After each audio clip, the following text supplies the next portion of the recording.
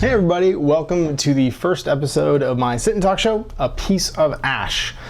This is my show where I will collect questions from you guys, and you get to basically ask me whatever you want to talk about in the world of wargaming or Ash or whatever, and listen to me ramble on for however long it takes me to get through these questions. So I'm going to do the show monthly. And what that means is when you're done watching this one, there should be a link below in the video to SurveyMonkey for you to go and ask me some questions, and or there will be a link. There will also be the YouTube comments section. In the YouTube comments section, you can ask me questions. If you see a question on there you really like, thumb it up, because that's gonna let me see them on YouTube. I'm not gonna print stuff off. I'm just going to look at it on my laptop and scroll through. I decided not to use SurveyMonkey. It cuts me off after 100. I might use it, I will use it again one more time for the next one, but then I'll also use the YouTube's comment section. So I have some questions. I'll talk to you about whatever it is you ask me about. Yeah, and that's it. So let's get started. First question. Hi Ash, what's your favorite Warhammer Fantasy army from a flavor fluff perspective and why? That's a good one. I've played almost every Warhammer Fantasy army at some point, and I don't know if I have a favorite. I do have to say that I always was particular to the background of the dwarves, and I've had a dwarf army forever. Mostly because of their sort of like tenacity. They're the long odds, slowly going extinct army in Warhammer Fantasy Battle, and I've always kind of liked the idea of the survivors. What else? I can't think of another army that I really like that much.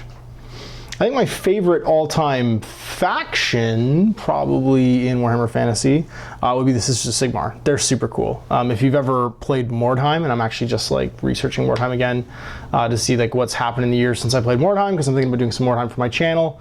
And they are basically like the sole survivors of the city of Mordheim. They have this convent on the top of this huge rock. And what happens is when the Comet, which is the Shadow Lord, comes down and destroys Mordheim, their monastery is for some reason like unscathed. No one can figure out why they get spared, but they're spared. And at the time, the Archlector of the Empire, the Grand Theogenist, he excommunicates them. He's all like, it's a sign that they made a pact with chaos, and there can no longer be women in the clergy, and blah blah blah. And so they're fighting like Mordheim's background is a really interesting time in the Warhammer Fantasy history anyway. So it's like 1,000 years before the sort of current day timeline. It's almost like the Horus Heresy of Warhammer Fantasy. There's no emperor. The emperor's been slain. There's this huge cataclysm, so like the lands are in turmoil, and Mordheim just gets wiped off the face of the map. So it gets wiped out by this like giant comet that destroys it. And so there's all sorts of like civil war and infighting. All the provinces are fighting each other in the empire. And it's a great setting for that kind of like apocalyptic story.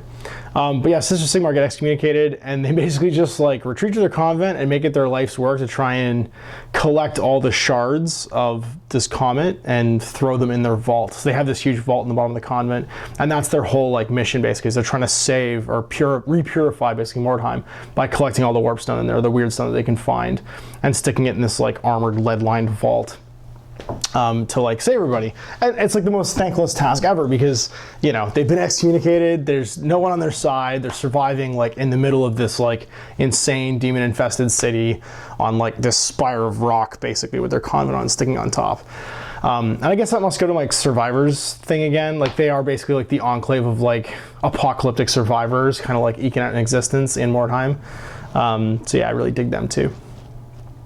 Do you finally have a favorite color when you paint? Oh, so anybody who knows me really well will probably say it's gray, and will make jokes about how many gray armies I've owned. For like whatever reason, I've owned a ton of armies that are gray. I don't think I have a favorite color to paint. I definitely have a favorite palette to paint from. I don't know if you guys really get that, but from like an artist's point of view, a palette is like a series of colors that I like to pull from. Like I love blues and greens and like cool colors. Grays, and actually browns. So a lot of like what you see me paint, especially my scenery and stuff, will start off brown. There's actually a really funny kind of like, you only get it if you know the guys that used to work for me at Workshop, story. But one of the guys I hired many years ago he used to run the Toronto Eaton Center store and the Young and Lawrence store in Toronto. One of his first painting lessons ever for me, he wanted to paint some Empire Knights. And I was busy doing other things, so I was like kind of touching back with him, coming back, touching back with him. And I was like, Vlad, just paint all these miniatures brown. And he's like, but I want the horses to be white. And I'm like, I don't care, paint the whole miniature brown and they're gonna be white in the end. He's like, but, and I was like, just shut up and paint the brown. So like, I tend to work things up from browns. Like I like a brown palette underneath because it gives you like a really nice, like earthy tone for blues, for greens, for beiges, for reds. Like there's really not a lot of colors you can't work up from a brown and get a very sort of like cool, like rich color out of. So yeah, there's definitely a palette that I like, but I don't necessarily like one particular color, and I do really like toning everything with like a brown underneath. Are we gonna get to see any of your homebrew games? Yeah, I hope so. I gotta finish the damn thing first. I owe Dave Taylor, who was doing the layout for me, a bunch of photographs, which in working for me, Wargaming, and getting this set up and doing other things, I just haven't really had time to do. Like it's the box of scenery is there, the miniatures are all done, I just need to get it in, photograph it. Some weekend I'll do that, and then yeah, hopefully maybe on this channel you'll get to see some stuff about my games. The major one that I was just finishing was like a zombie apocalypse version of Mordheim, and it's basically based on all of the Kev White hassle-free miniature survivors. Kevin Sally gave me permission to use them in the book, and then yeah, it's warbands, right? So it's like a generic rules template for playing any kind of zombie apocalypse you want to play, and you don't have to play the zombies. And that was like my big key thing was there's a lot of zombie apocalypse games out there, but you always kind of have to have somebody to control the zombies. So it's a you are playing the warbands that you want to play, and there's like archetypes. There's 5 archetypes for different warbands, and you can play the zombies if you want, but you don't have to. And then your warband is basically built on one of these other either Living Dead or the other 4 archetypes, and then yeah, you get like to sort of forge your own band of survivors. Yeah, and there's actually a winning trigger too, so it's not a campaign game that goes on and on and on. There should be actually like a winning warband at the end of the whole thing, so it kind of like mimics. At the beginning of the zombie apocalypse movie, you've got like people just trying to survive, and at the end there's usually somebody who's won, whether it's humanity like turning on itself and the zombies end up winning, or they manage to forge some kind of new society where they can exist or whatever. They have the resources to survive. So yeah, you guys will probably see that at some point. I got to get back to it. Babies and moving and starting to work for Wargaming and setting this channel up and stuff is just kind of all life. So it's kind of gotten in the way of me doing it, but I'll get back to it at some point. I have a spare 400 points on anti-tank focused allies for my Grey Knights. Give me a couple ideas excluding Space Wolves and Imperial Knights. So you want Grey Knight allies, or allies for Grey Knights that aren't Imperial Knights and Space Wolves that are focused on anti-tank. Guard? I mean, the thing with Grey Knights is, and I couldn't do this, like you're asking me a gaming related question that's probably based on like the efficacy of gaming, and my brain doesn't really work that way, because the first thing I heard was like, when you said allies for Grey Knights, I'm like, Grey Knights don't have allies. If they ally with something, then they kill them afterwards because they saw chaos. Like, there's no such thing.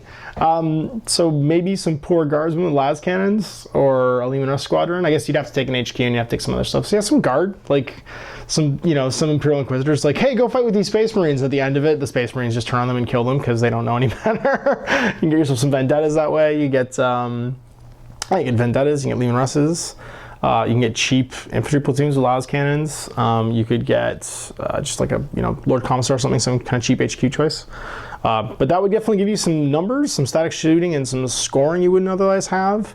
And you could always paint them up in like Imperial, like they could be like the Inquisitional soldiery or something like that. So you wouldn't have to paint them like guardsmen. You could just use the guardsman rules for some type of inquisitorial like hit force or strike team or something like that would go with them.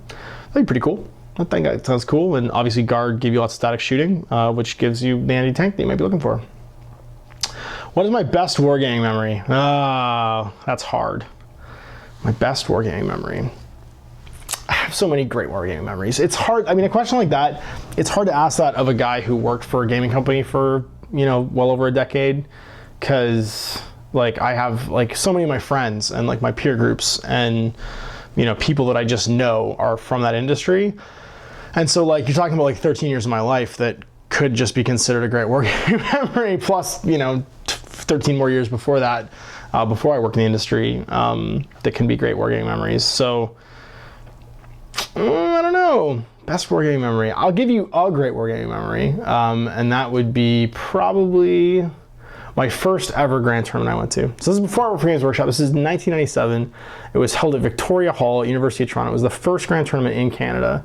Ed Spedigue ran it. If any of you who've ever worked for Games Workshop probably know that name, because Ed Spedigue is pretty legendary here in North America, back when he was still working in the Canadian business, before he moved to the US. So the first time he came to North America.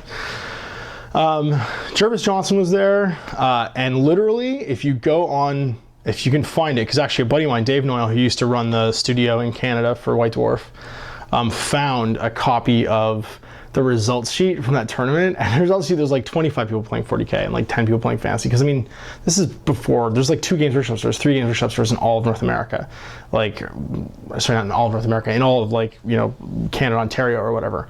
So, there's not a lot of people organized playing Games Workshop games at that point. So it was the best tournament, because I don't think anybody who went to that tournament had ever really met more than 2 or 3 other people who knew what Warhammer was in one place.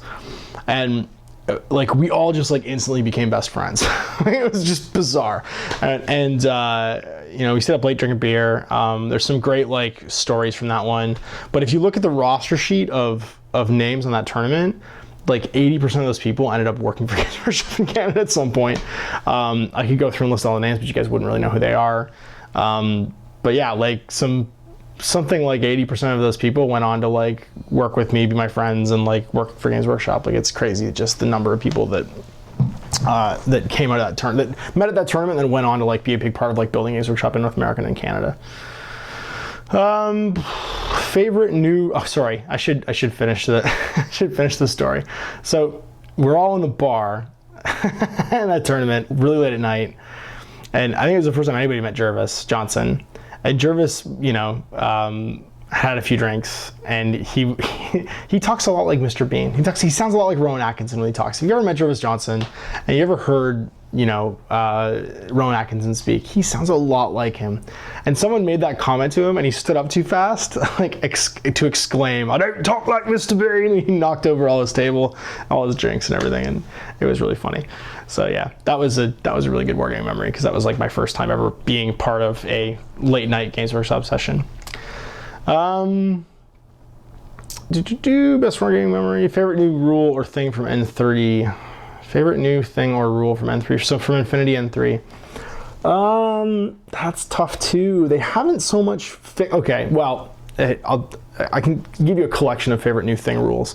They've increased the mobility of models. The game doesn't play so much like it's trying to be a simulation anymore with like really detailed rules for everything, which you can tell that game was actually ported out of an RPG. If you know anything about the history of N3 right now, it was actually a D&D modern campaign section that some of the guys that designed it were playing. It was their setting for D&D modern that they built a miniature game for. The big like sort of you know, output from that when you write a set of rules and you're basing it on something you're doing in D&D, I think, is that it tries to account for everything.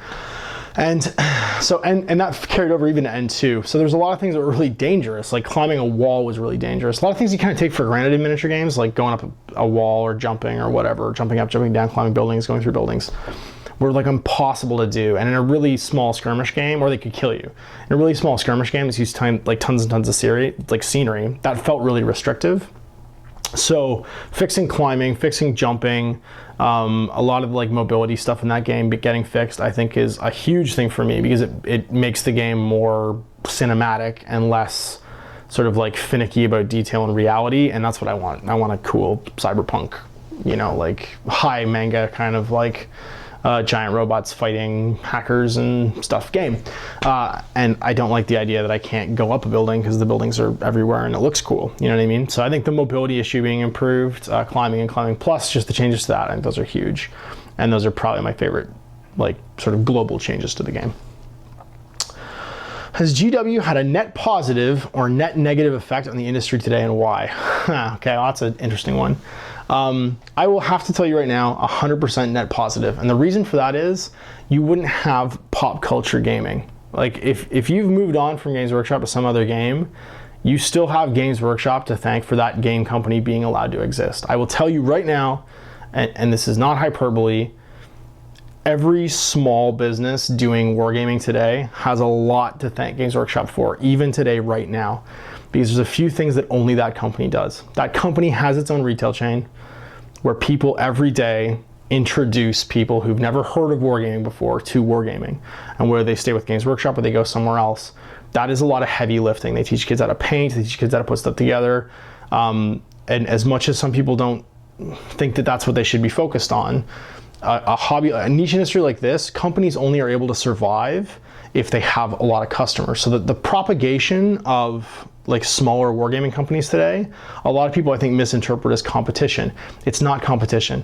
It's a sign that there are more people out there miniature wargaming today, and that it's more well known and visible than it was 30 years ago. And you cannot ignore the fact that Games Workshop is the #1 company to go out and pound the ground, cold call people to carry their products, have brick and mortar retail stores to actually introduce people to stuff, and employ a whole category of people. Their expenditure just on like people going out and doing that retail side of things, there isn't a single other miniature company on earth that does. Period. Nobody has their own stores. Sorry, there's another company on earth that does that. So it has to be a net positive effect, because the industry's growing because of them, because they sink money into making this a bigger industry, so that there can be fish basically that leave that big school that is the Games Workshop hobby and go off and spend money with, a MegaCon Games or a Corvus Belli or a Privateer Press or whoever, because Games Workshop isn't just a little bit bigger. They are like, they measure in astronomical units where other people are measuring in miles, the size of their customer base and their revenue. You're not ever going to know how big the revenue stream for these other companies are, because they're not publicly traded. They don't have to do a financial statement. They don't tell you what their turnover is, and they probably don't want you to know, because then you'd be able to compare. And every other company looks the same size from the layout of its website, right? But none of them are a factory. None of them are, producing, developing, and designing and have a tool room the way that Games Workshop does in Lenton. And none of them do that heavy lifting. None of them are actively employing people whose sole job it is to go out there and find more customers, to introduce more 12-year-olds to building, painting, collecting toy soldiers. And no matter what else you think about them and their business practices, their prices, whatever, that's a fact, right? Like nothing changes that. And it's good for them. And frankly, it's good for the larger miniature wargaming industry, because there can be a cast off of customers. That huge school of fish that is Games Workshop's clientele can have people fall away from it and go and shop with these other companies and go and buy ancillary products or support products or whatever from those companies, and they can exist because they feed off of that huge school of fish. So I think it's really easy to misinterpret their impact without looking to like the really big sort of like ripples that they create simply by existing, and that is that they are the people most actively generating customer base. And you can say, oh yeah, the independent retailer does that. They don't. Like I'm sorry, but they don't. People who wander in that store might wander in that store for one of the other dozen products that guy sells, and he's not going to actively try and make them a wargamer the way the Games Workshop does. So there's my answer to that one. Ash, I want to copy a Space Hulk, but wanted to expand into the larger wargaming world. Where should I start? Total noob here. Well, you got Space Hulk, man, so you have a great start in miniature wargaming. That's where tons of people started miniature wargaming in the 90s. It's easy to learn. It's tons of fun. I think the first thing I would try and do is try and paint some of those toy soldiers and see if it's for you or not. I'm never going to be the guy that tells you should play a game before you see if you like it or not. Because to me, honestly, every game is fun if you're playing with the right people. I don't give a shit what the rules are. I don't care how it plays. I don't care how neat it is or how competitive it is. Because all I give a shit about is playing it with my friends. And if I'm with my friends, anything we can do would be fun. I'll play Street Fighter 2 on my Xbox. It's a 25-year-old, 30-year-old game. And I'll play for hours with buddies because they're my buddies and because we hang out and because we do things that we enjoy.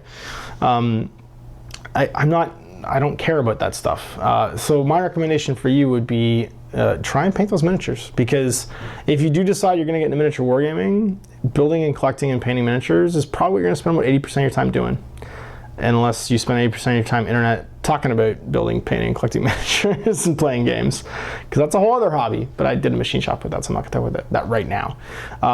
So yeah, see if you enjoy that. And if you do, if there's something about you that, you know, after you painted your miniature and you look at it, you go, oh, that was cool. I totally did that. I didn't think I could do that. Then maybe this is for you. I don't know. I don't think that's something that I can actually like give advice on, because I think it's completely unique and personal to everybody that tries it. But that would be my advice: is dip your toe into all the parts. Don't just play the game. Try building the models. Try painting them. See what part you like, and then maybe it's for you. Maybe it's not. Do you play board games as well, like Zombicide or Myth? I haven't played Myth yet, although I do know Brian over at MegaCon Games who made it, and I played Mercs at his house once. I played Zombicide. It's fun. I'm more of a traditional... Actually, the hobby that my wife and I share is we both like board games. We like board games. We like old 8-bit and collectible classic video games. We both love books. So my wife is not a gamer by any stretch of the imagination, but she does enjoy board games. So I do play a lot of board games, but I play like kind of Euro-style board games for the most part. She doesn't like games like Descent, or, I mean, I own those games, but I own like Tannhauser and Descent and Dust Tactics and, you know, like the kind of more collectible miniature-y games. I own Super Dungeon Explorer, and yeah, I own all those games too. But for the most part, the games I really enjoy are games like Carcassonne, Ticket to Ride, Power Grid, Pandemic, the more Euro style ones, because they're the ones I'll play with my wife and her friends. They're a little more hipster friendly sort of like board games. I hate Twilight Imperium because I don't think anyone ever finishes that game, although Owen's told me that he's finished it many times because he's just better at board games than I am. And maybe people are just more committed. But to me, board games are a reason to open a bottle of wine and sit around a table after dinner and just bullshit for another 2 or 3 hours after the kids go to bed. So I don't like to play super like model intensive ones. I buy them for the models usually, not to ever to actually play. But yeah, no, I like the Euro board games a lot. I also love cribbage. I played cribbage with my dad a ton over Christmas. My wife and I got him a canoe-shaped cribbage board, and we used to play cribbage in the Northwest Territories when I was working up there in mining, and we played up at our hunting cabin up in Kirkland Lake too. So we played a ton of cribbage. It was great. Do you think Games Workshop is going to reboot the Warhammer Fantasy setting? Man, I've been asked this question so many times now. I don't even know what my answer was the last time I answered it, because I answered it so many times. Probably, maybe, sort of. I think they're going to try and sell you bigger model kits and sell you more model kits. I don't know what reboot the fantasy setting means. If it means change the timeline or move the timeline forward or something like that, I don't know. Like, maybe. One thing Games Workshop's pretty good at is never, like, with the exception of squats, and people are saying, oh, the Lizardmen got squatted, they all got in your planes and went away and took their ball and went home. They're usually pretty good at not making it so that someone's model collection can never be used again, because that's just, people like to collect models as a lifelong hobby. They're smarter than that. Alan Merritt's not going to greenlight that and be like, yeah, piss on them, we'll just sell new models. Like, those conversations don't happen at Games Workshop. Like, they just don't. It's always about, you know, how can you let people enjoy what they have and get more of it, because that's good for the business. So I think whatever they're going to do with Warhammer Fantasy is probably just to try and what they're going to try and do more than anything else, is my bet, if I was a betting man, is they're trying to try and reboot everyone's interest in Warhammer Fantasy. And I talked about that in my Gamer Burnout show, actually, that went up a couple weeks ago or a week ago. I talked about that in a bunch of different Machine Shop episodes. Is you can get stagnated on stuff, right? You can get burned out on things, and I think Warhammer Fantasy is in a place where it needs to be somewhat reinvigorated. 40K, they did a great job of that when they started introducing big stuff, and they did that with Apocalypse in 2010. Man, in 2010, I traveled across Canada actually with 2 other guys, and our whole thing was basically just to show people how much fun it is to throw all your miniatures on the table and play a big game with them. And that really did open the floodgates, I think, for 40K.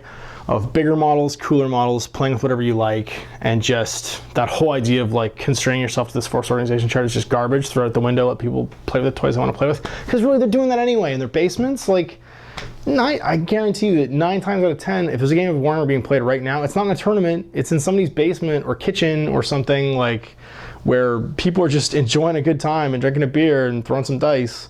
they're not taking it that seriously. So having like this super tight, like needs to be played exactly this way every single time format, nah, that's not, I don't think what that hobby's about. And that's certainly not what a company who's a factory wants.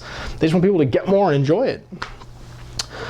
So I don't think they're going to try and reboot the setting. I think what they're going to do is they're going to reboot our perception of how you play Warhammer, because that's what they've really successfully done in the last 5-6 years with 40K.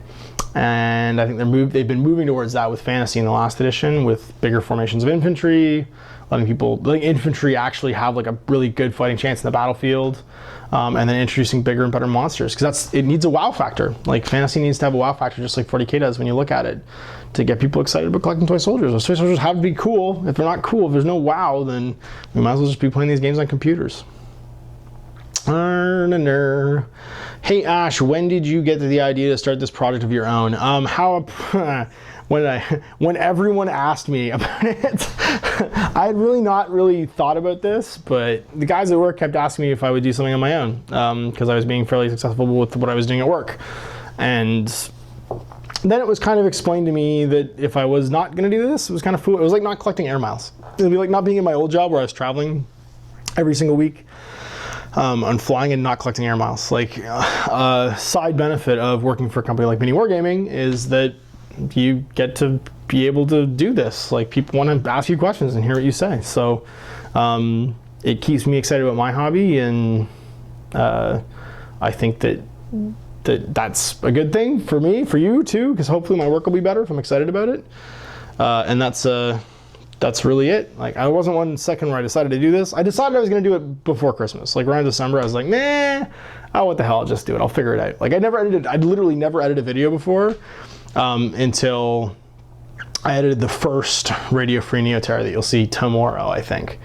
So yeah, like I'd never edited a video before. I taught myself how to use iMovie.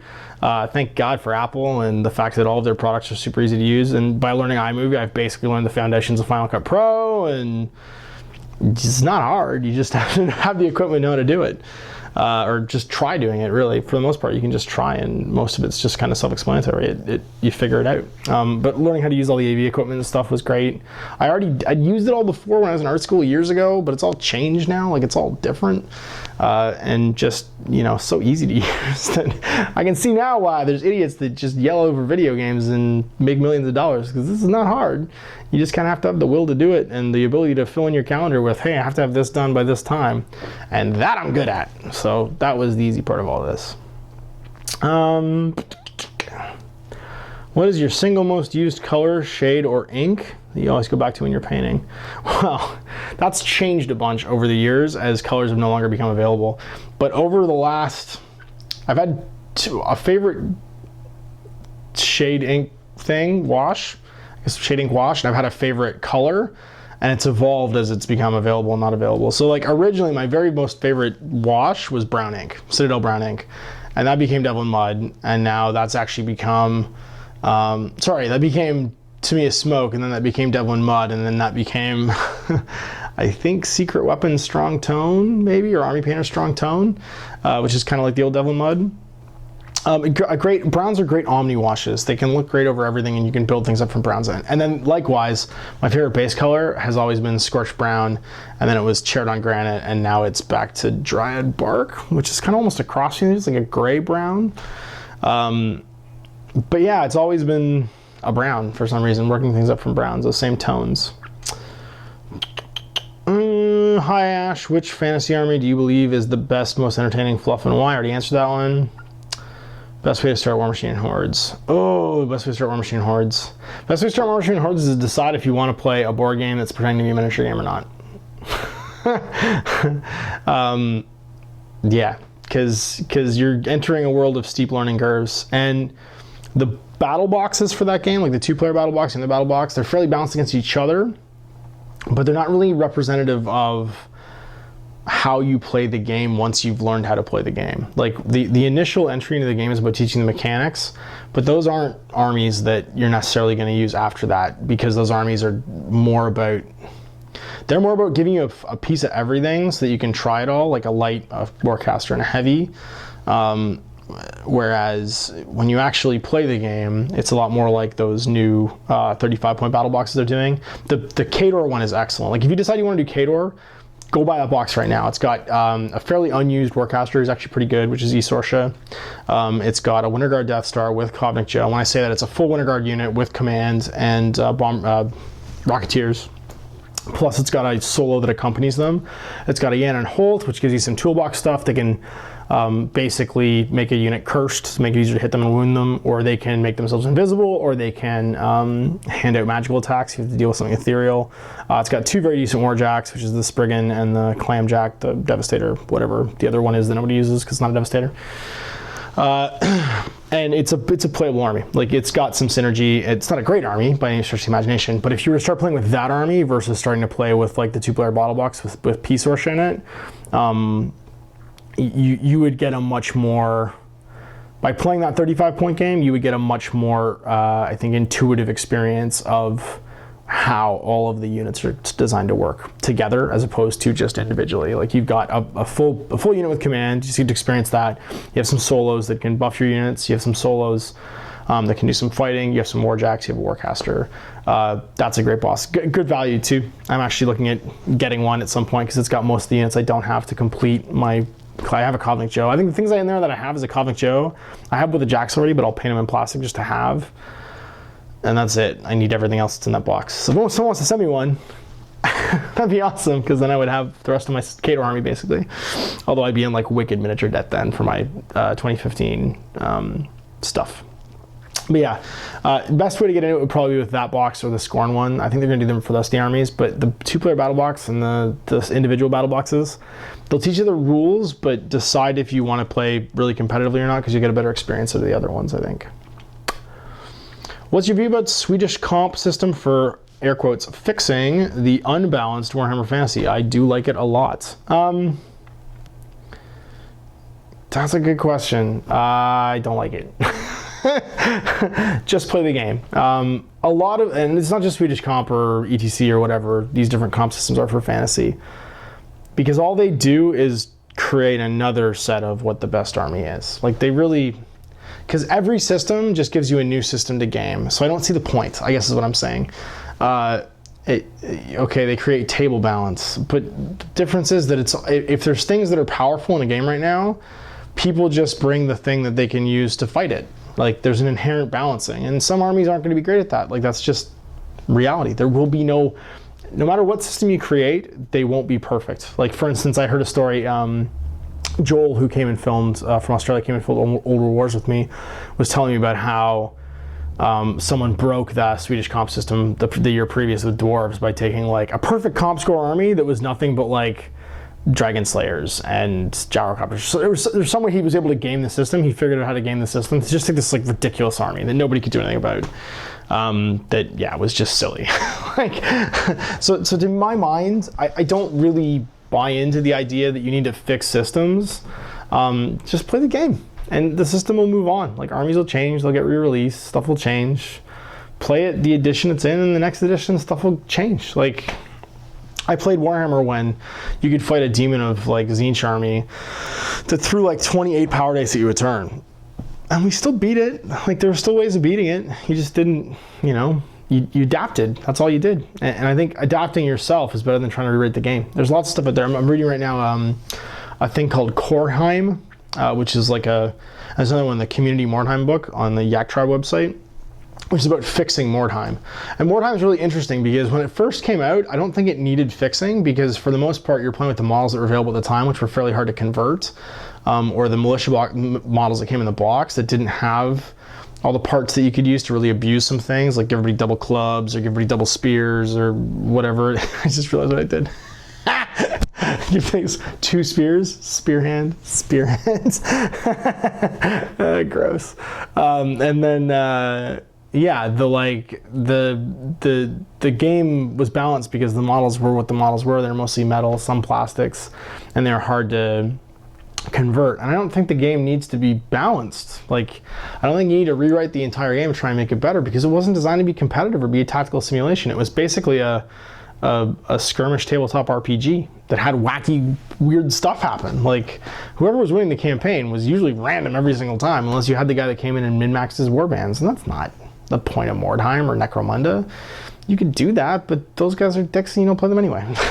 like if you have that guy in your gaming group, that guy doesn't usually get a lot of games unless he's also playing the other that guy in your gaming group. Don't worry about it. I don't think you need to rewrite the rules.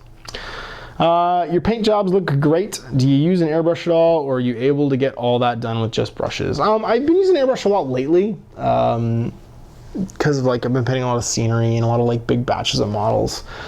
I mostly just use it for base coats and like basic highlights, or to throw a tone down on something. I love it for like big blocky scenery, like the Infinity scenery. I do use it quite a bit, but not like, it's not my main jam. I'll tell you right now, I think that one of the things I do see a lot of commissions come into mini wargaming, and like 90% of them have some airbrush work done. And I do think that airbrush has become the new non-metal metal. Like, you go to a tournament and you see a bunch of airbrushing now, and actually it's more common than guys hand painting, I think, because it's like a quick way to get nice looking detail and fades and stuff on your models. And the guys that seem to be doing better at tournaments now are actually the guys that are doing more hand painting, because it's like cheater's talent, basically. It's like doing dipping was in like the early 2000s and stuff like that. It's a way to get a nice finish on your models, and lots of them relatively quickly, which is why commission painters love to do it. So yeah, I've been using basically a mix. I use it for some of the heavy lifting, like if I need to get a whole bunch of guys down, I need to do scenery and stuff like that, and then I go back and I do the rest with brush. Hey Ash, how do you get psyched for painting, especially a long session? Long sessions, Netflix. If I have I'll just put my laptop on in front of me, put Netflix on, put a TV show on, usually something with lots of episodes where I can just let it roll, you know what I mean, and like listen to it while I'm painting. I went through the entire first season of Helix painting my Ariadne army. I watched a bunch of movies painting my gyrocopters. Yeah, it's usually how I do it. Like, just throw some movies on and do that. To get psyched for it though, I usually play a game. If I'm excited, if I want to get something painted, I play a game of that game first, and then go, oh, wouldn't it be cool if I had blah? And that's what'll get me actually through the gate and pick up my paintbrushes and start painting the guys. What were your favorite three things about Mordheim? What were my favorite three things about Mordheim? The setting. I'm a huge fan of like post-apocalyptia. Like, I love the idea of surviving in like a hopeless, degenerate, crazy environment. And Mordheim is as close to like post-apocalyptic as you'll get in fantasy, because it's basically like it's the apocalypse of the Empire. Like, the Empire is completely in flames, and I think that's awesome, because then these bands of survivors like looking to like basically raid this like destroyed city and get what they can from it, and it's got just this wicked dark, like, it has the most dark Alex Boyd, John Blanche vibe ever. Those are like two of my favorite artists in Games Workshop history. So yeah, it was like made for me. The second most favorite thing about it, I love skirmish systems. I love converting and painting like a few really nice models to a theme. So I think that was my second favorite thing about it, was like, you know, it's capping out at 15 guys usually in every warband, and you get to spend a lot of time painting some models really nicely. My last most favorite thing about it, just the random silliness. Like, you could have guys get thrown into the pits or sold into slavery. I had a Youngblood once in my Middenheim warband when I was first playing it. Spend like 6 consecutive games at the bottom of a well, because every time I would finish, I'd go exploring after I'd spend my Weirdstone, I would find this well, and I just imagine my like warband leader throwing this kid back down and be like, don't come back up! You don't come back up until you find something good!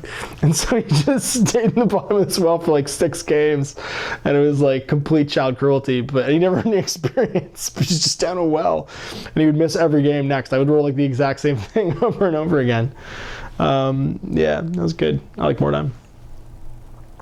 You being smart, handsome, and awesome, how to do narrative leagues in War Machine Hordes? Well, the first 3 things are clearly true. The second one's problematic. And actually, you guys will get to see at some point my War Machine League, which kind of went on hiatus because we lost one of the players, which is fine. I mean, that happens. And it's not slowed down my War Machine content at all. And in fact, I've been so busy doing War Machine and now Fantasy, and now officially Infinity too. I guess I've been put on Infinity as well. That like I didn't have time.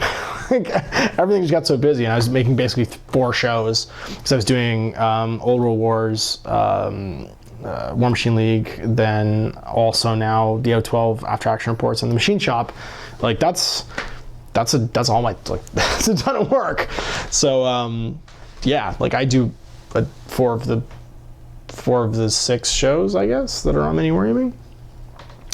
So that's a lot of work. So yeah, but the problem with doing Narrative League and War Machine Horrors is the narrative is so fixed, right? Like there's so many named characters. Like if you were to narratively make it sense and have them all drawn together, it's almost impossible. So the way that I'm going to do my War Machine League is I'm going to create rules for creating your own Warcaster. Basically, I'm going to do like Mordheim, but not quite like Mordheim. So you can create your own Warcaster. He's like a baby Warcaster. He's not quite a journeyman. He's a little bit better than a journeyman. And we're going to play 25-point games of War Machine, like just regular War Machine. Just pick an appropriate scenario for blah, whatever we're doing, for whatever the story needs to go and do. But with just no characters, no other characters. The only character you get is the character you have. So you can use any faction, you pick a faction, you play the faction, and I'm making a template basically, and I'll release it when I do the narrative campaign so you guys can have it too. But the faction basically will dictate what you can take in your army. You just can't take anything that's a named character because those characters are all busy. Like this is your story. It's designed to be your story. If you're gonna do a narrative campaign, that's what they do in the narrative campaigns for 40K, is they create characters, and you need to be able to do that in War Machine to have, I think, a credible campaign. And then we need to make a setting. So if you're gonna do that, you need some kind of template for creating your own character to lead the army. You need to throw all the other characters away because they're all busy doing other things, and their narratives are all fixed. Like their stories are all told in all the War Machine books. And then you need somewhere to set it. So that's what's great about Mordheim. It's set in this city. So you need like an island or like a town, or like there needs to be a place for all of the action to take place. And I think those are the big key things that you need to do a War Machine campaign. And you need players that are willing to go on that adventure with you and willing to do some converting and some creating. So that's important too.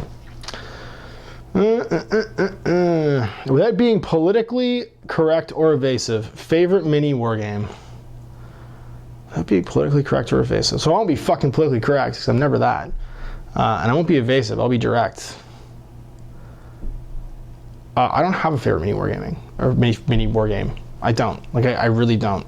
I have favorite miniature companies that produce miniatures, but I said this earlier in the show. Like the games don't matter to me. I've never picked a miniature war game based on the game. I've loved miniature war games because I thought the game was really elegant. Confrontation 3.5. Every time me and my buddy Christian talk about playing a fantasy skirmish game, we end up just talking ourselves back into how much we love Confrontation 3.5 because it was so elegant. But I don't have a favorite miniature war game. I like miniatures, not miniature war games. The miniature war games to me are a afterthought. They're an add-on. They're a bonus reward that you get to have an extra level of enjoyment for your miniature collection. Yeah. So I think the favorite mini war game that I have is whatever the last one I played was, because it was a good time and I hung out with a buddy.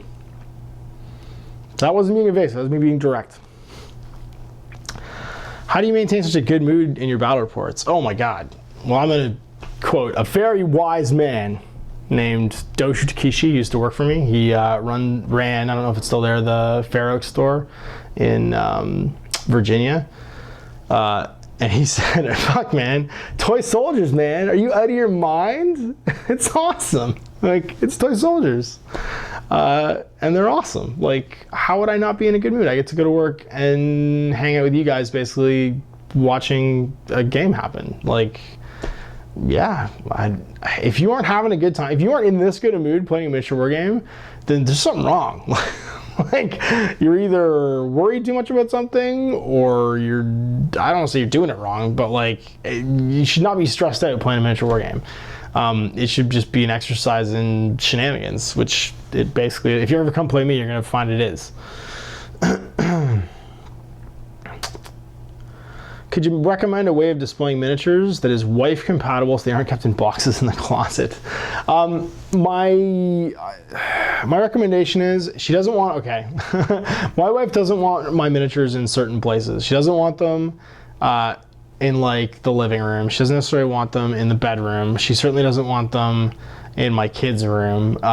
She wants them in some kind of a hobby appropriate room. So we used to have like a shared like hobby space, and it was okay for them to be in there. And usually we'd always display them in like a glass hutch. Like I've owned a series of display cabinets from old style GW ones to IKEA cabinets and stuff like that. And those are usually the best way of doing it. Something that's glass, it's enclosed, it's gonna keep the cats out of them, it's gonna keep your kids out of them. They can handle lock. You can go to IKEA usually and buy like for 50, 60 bucks something. But here's the thing. Your wife is only going to think this is a real hobby if you finish painting them. Don't fill a glass cabinet full of half-built, half-painted junk and expect your wife to think it looks cool. Because she doesn't know that you know, that's hard work. She doesn't care. She wants it to look like it's there for a reason, it's there on purpose, and it's not just holding all your junk. It's not just another thing for you to cram junk into. So I've only ever displayed in my home like fully painted miniatures. And I've had cabinets in most of the houses I've owned. But yeah, that would be it. Was you take it seriously by getting a nice display cabinet and only putting in like finished product, and they will respect that usually and take it seriously too. And if not, then I don't have relationship advice for you because I don't know what your situation is.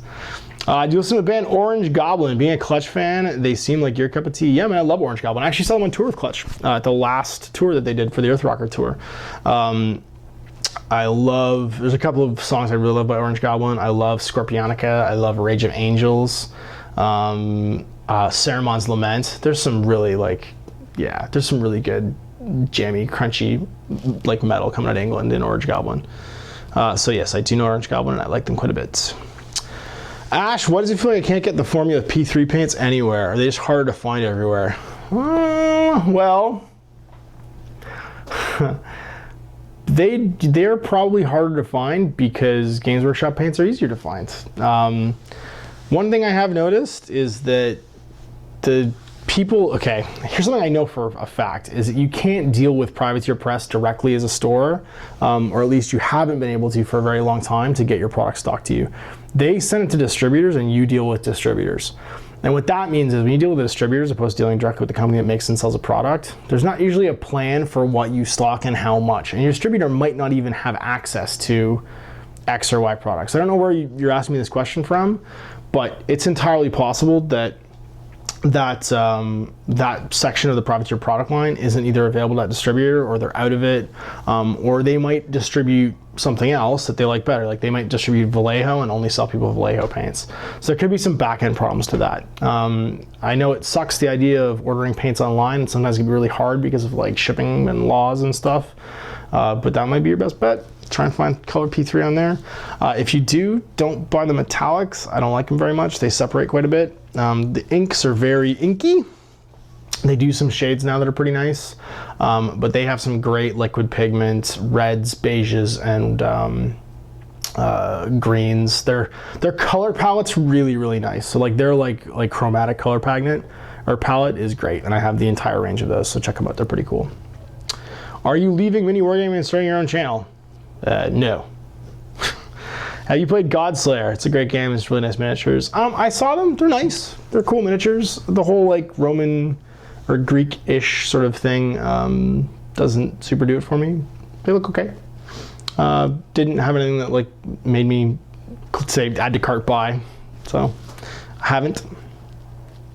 For Ariadne, do you primarily play the Spetsnaz, or do you include any Caledonians? Right now it's just Spetsnaz. That's what I had. I had all the original Ariadne stuff, so that's my collection, and I might include Caledonians in the future, but for right now, I love the video game Metro 2033, so the Kazakhs are basically exactly the Rangers from that game, and I don't see myself getting off that anytime soon. I have tons of other Infinity Armies to get to before I do Caledonians.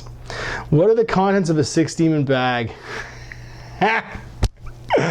The only answer I have to that is the check is in the mail. Should people be worried about losing their collections if races are written out of 9th edition Warhammer Fantasy Battle? I really don't think so. I honestly don't think that at this point that's going to happen. I could be wrong. I mean, maybe they'll just delete a bunch of miniature lines. It has not it's not good business. I think they'll get rolled into something else, or you get to use them as something else, or whatever. The idea of like combined army books I think is friggin' cool. Being able to put multiple armies on the table and mix and match races, or have some kind of like system where there's like a headquarters cadre, and then you take detachments underneath it, like in 40k. So like, this is my, alliance of good army. It's led by like a dwarf noble and his retinue, and then it has a detachment of empire, and it has a detachment of ogres, and it has a detachment of dwarves, and I think that's fucking cool as shit. It's like, you should totally do that. I don't think that they'll just write out races. Like, no matter what it says in the lore right now, you could always just have it end with the whole spinning top at the end of whatchamacallit, Inception. Like, no, I don't see it happening. I think you're safe, and please just everybody calm the fuck down until it happens and we actually know what the rules are. Is your channel going to affect the quantity and quality of content, the quantity of content you make from any wargaming? No, not at all. This is all just in my spare time. I'm making it after work, and as you can see, sitting at home. When you're filming bat reps and you're not playing in it, are you criticizing the player's decisions in your head? No, not really. I especially try not to do that for the mini wargaming league for War Machine, because like that's just disruptive to the players and whatever. I do when Steve's playing sometimes when I'm watching them, because I just want to help him so bad sometimes, but I can't. What do you have for a new father looking to get back into Warhammer Fantasy Battle? Oh, double-sided new father. Well, first of all, congratulations. Yay, new father. I'm going to be father for the second time relatively soon. Actually, probably within a week of you guys watching this video. And that's pretty awesome. My advice you have for a new father looking to get back into Warhammer Fantasy Battle? Well, you're going to get lots of late-night painting done. Because when the baby can't sleep and you're trying to help your wife sleep, you get to go pick up your baby and go hang out with, in the living room, put it in a swing maybe, give it its pacifier, give it something to eat, feed it, whatever, and then maybe sit up and paint with it until it goes back to sleep. I did that quite a bit with Kat when she was born. And yeah, get your painting when you can, basically is what I'm telling you. And don't feel bad for doing it, because mostly what your baby wants after it's eaten or when it's going back to sleep or it's the middle of the night or whatever, it's just some company. And so hanging out and painting or playing video games or whatever, if it keeps you sane, just stay golden, stay sane. That's all you need. Other than that, having a hobby when you're having young kids is a great way to keep yourself sane.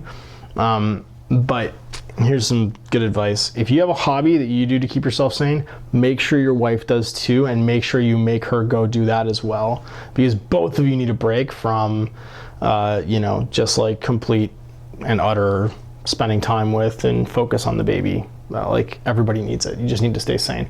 So why is that saying it takes a village to raise a baby? At some point your mom or someone, some friends are gonna say, hey, why don't I watch the baby? So you guys go out and watch, go see a movie or something. Just do it. Don't feel bad. Like, you should not feel bad for doing that. You need to go and be sane. That's why people lived in social groups for millions of years. And yeah, like, it's the same with hobbies. Like, if you are looking at getting back into Warhammer Fantasy Battle as you're having a new kid, and you're not currently hobbying, like, that's a great way to just get your mind centered and into a good place and spend some energy on something to, like, defragment the hard drive that is your head.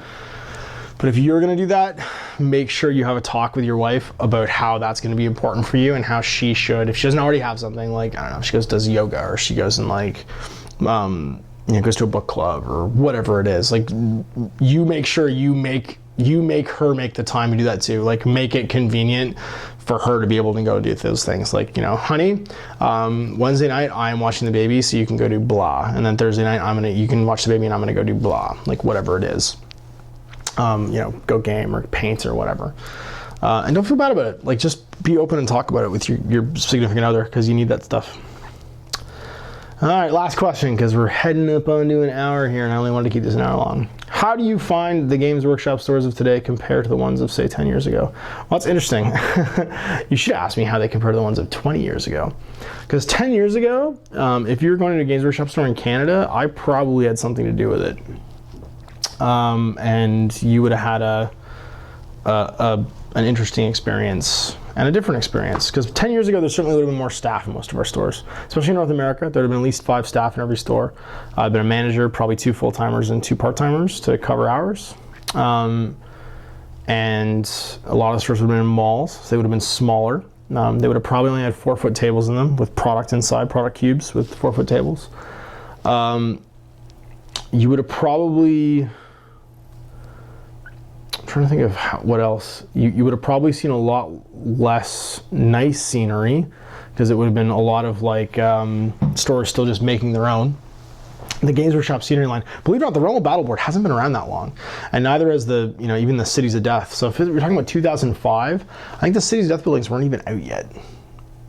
No, they wouldn't have been out yet. The best GW scenery was making at that point was the hard styrofoam, the expanded styrofoam stuff, like the Inquisitor building, if you remember that, or like the weird stackable, like corner pillar buildings that came in a bag, woods in a bag. Yeah, you would have seen some barricades and some fences and stuff, and those crappy little tank traps and stuff that came in the 3rd edition box set. And the rest of it would have made of like styrofoam, plywood, whatever. So the tables certainly wouldn't have looked as nice. And that's about it. Yeah, the paint line would have been the old paint line, because we wouldn't change over the new paint line yet. There wouldn't be washes and shades. But one thing I will tell you would have looked better is every single miniature that you saw in that store, customers and staffs, would be painted. And that's something that I was really passionate about, because I think that by letting people play in Games Workshop stores with unpainted miniatures, the bar has certainly dropped in the last 10 years for people just caring about their miniatures. Like, I see a lot more miniatures get brought in just in Ziploc bags. And never get painted, never get primed, because you don't expect it of people. And as soon as you don't expect something of somebody, they don't try it. And if they don't try it, they don't even get to experience the payoff of succeeding at it. And for me, that's a big failure, I think, in sort of like bringing up the next generation of people who are going to be wargamers, is there isn't really the same appreciation. And actually, Private Press has exacerbated this too at their events. Where you don't have to have stuff painted, it doesn't have to be painted. And that was common in lots of other gaming stores, in independent retailers and stuff. You could do that all the time anywhere. There's no rules in that guy's store. But at Games Workshop stores, up until a certain point, up until about 2006, 2007, I think, you had to have your stuff painted in Canada at least to come in and play a game. And that was really important, because it meant that like kids had to do a bunch of work, but then when they got to play that first game with that first painted chunk of their army, man, they lit up. And it was so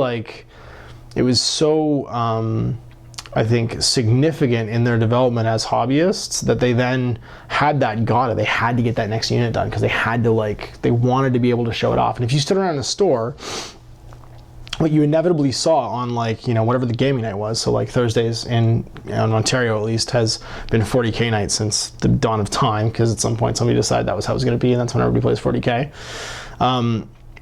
You'd see guys standing around every week. They would come in around 5, because that's when the gaming usually started, 5 to 9, and they would be showing each other whatever it was they painted for that week's game, right? And then they would, they'd get beaten by something, or they'd lose something, and they'd go to the wall and they'd be like, yeah, I need this, and they'd grab it, and then the next week they'd come in and it'd be finished, they'd be painted, they'd have it done, and they got really good at doing that. And I think some of the most talented and established and like self-sufficient and confident hobbyists I know came up in that time before it was allowed that you really did any hobbying with unpainted models in a Games Workshop store. And I think the reason for that was they had to meet a certain bar, like to get to play in the shop. And like it or not, they did it. And they might not like it. There were still tons of guys that would like get other people to paint their miniatures for them or whatever, because they ended up not liking it. But you at least gave it a go. You know what I mean? Like, you at least gave it a try, and if that was part of it, that was part of it for you. And those guys, I think, have an appreciation for their collections. You don't see so much like army hopping and swapping and barter towning and just getting rid of stuff, because they're not just tokens. You know what I mean? They're not just something that you have no investment in. They're something that you spent time on and you committed to, and you put an effort into. And there's a great John Stallard story. I don't know if you know who John Stallard is, but he's the owner and chief warlord at Warlord Games, and he's a wonderful guy. I've had the pleasure of eating dinner with him a few times. He used to be the overlord and warlord of Games Workshop North America / US / Canada, because Canada and the US were separate businesses at that time, but he was in the US. And he did a great course years ago at Games Workshop called The Story, and it was a lot of it was about like what does it mean to work here and where did this company come from and what is wargaming and blah blah blah. And it was designed for people that worked in the office and worked in the front lines to get like a bigger picture perspective on the wargaming industry. And he told a story about he bought the difference between this hobby and let's say a hobby like video games.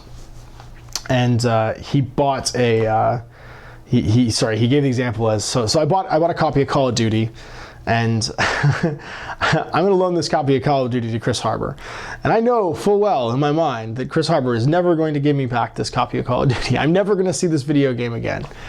However, if I loaned Chris Harbour my Empire army and it wasn't back to tomorrow, I would go to his house and burn it down.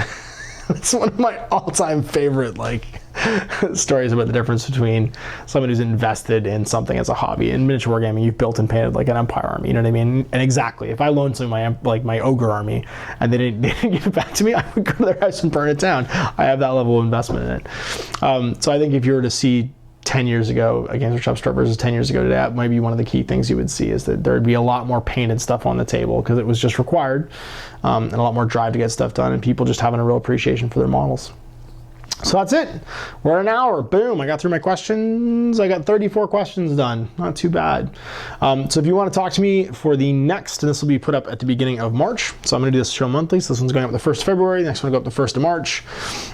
Either leave me a comment below and up thumb the comments for the questions you want me to read.